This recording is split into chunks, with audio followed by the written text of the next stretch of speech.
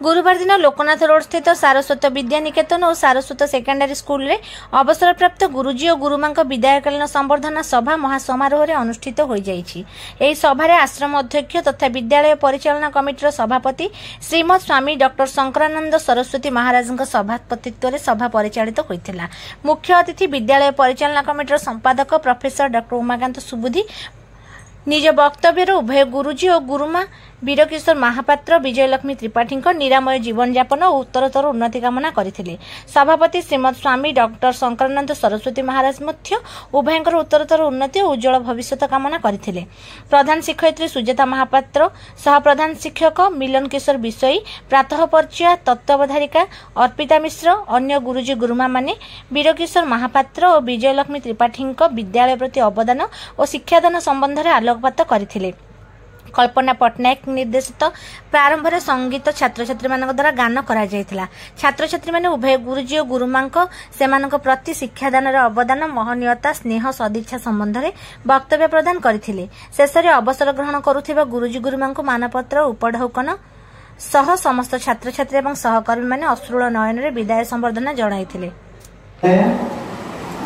श्रीमती सुजाता महापात्र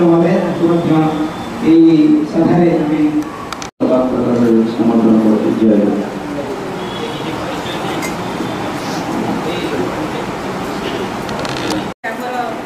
विदायकालीन संबर्धना सभा करा जायतिला। एई वर्ष मध्य हमर वीर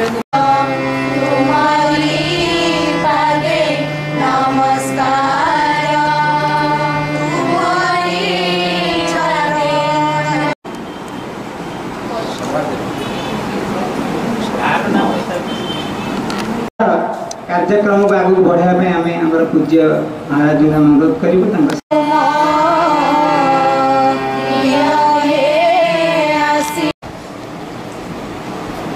ज्योति परम ब्रह्म दीपम ज्योति जनार्दन दीपम ज्योति हरित्वा संध्यादि नमोस्तुते।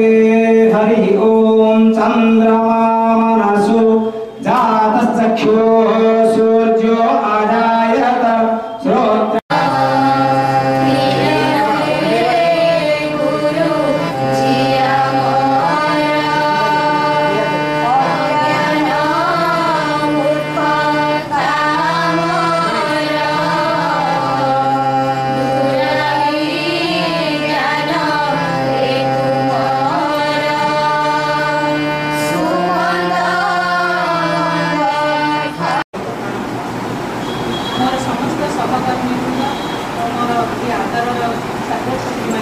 समस्त